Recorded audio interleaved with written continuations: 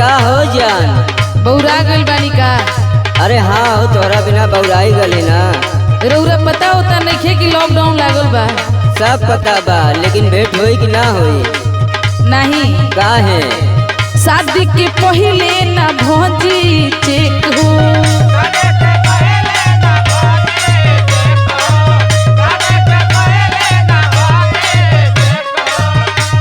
काहे हो? बताओ तनी। बतावा। लॉकडाउन बाद राजा खुली सिल पैक हो।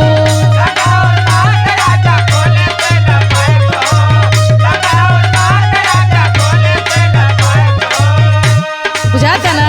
हाँ हो, बुझात बा। शादी के पहिले ना भौजी चेक हो। लॉकडाउन बाद राजा खुली सिल पैक हो।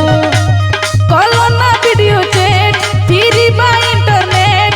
कॉलो ना वीडियो चैट फ्री बा इंटरनेट। खुली सटर जब तू कनिया के तबे पीली हो पानी जवनिया के।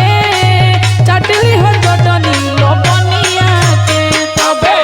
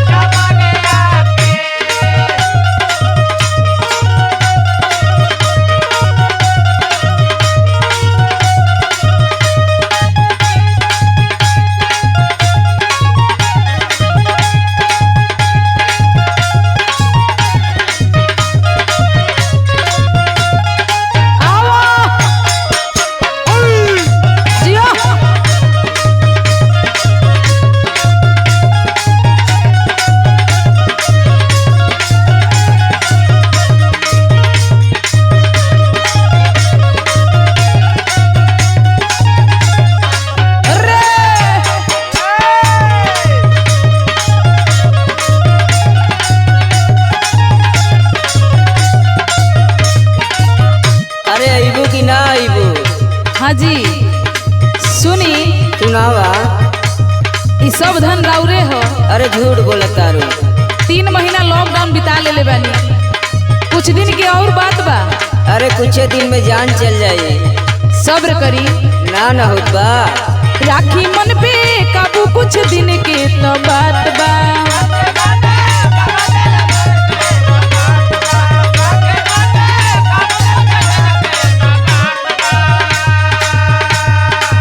बुझाता ना? बुझाता। ई तो माला रउरे नु खातिर सजात बा।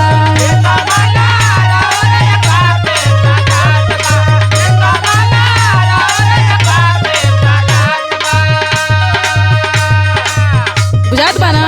हाँ हो, बुझात बा। राखी मन पे काबू कुछ दिन के तो बात बा। ई तो माला रउरे नु खातिर सजात बा। खातिर हम जबले ना मन राउर भरे। फूलल फूलौरा चाहे कोरवर बारी।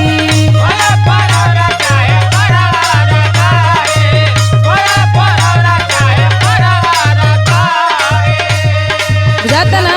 अरे बुझात नइखे हो, जान जात बा।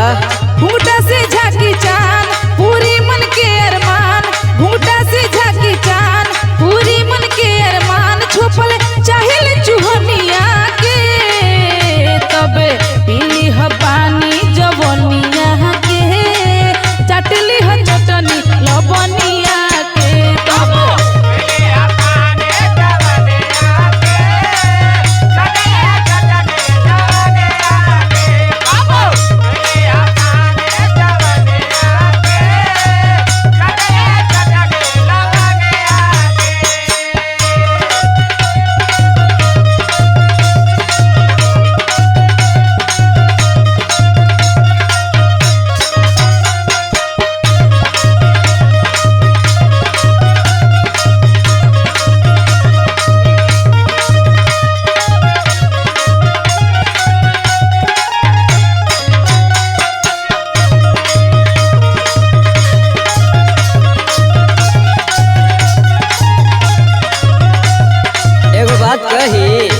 हाँ बोली।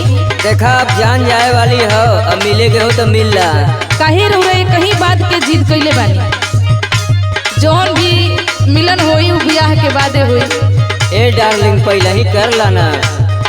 सुनो धंजी ऐसे अब जिद नहीं कर,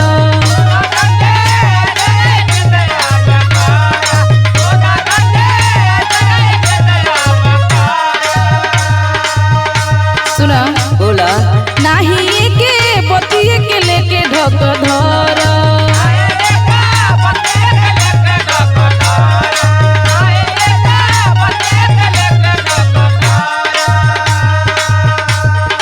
सुनो धंजी ऐसे अब जिद नहीं कर, नहीं के बतिये के लेके ढक धर। मान लो न बात कहल राकेश के इतना, खुशबू भी चाहस उतने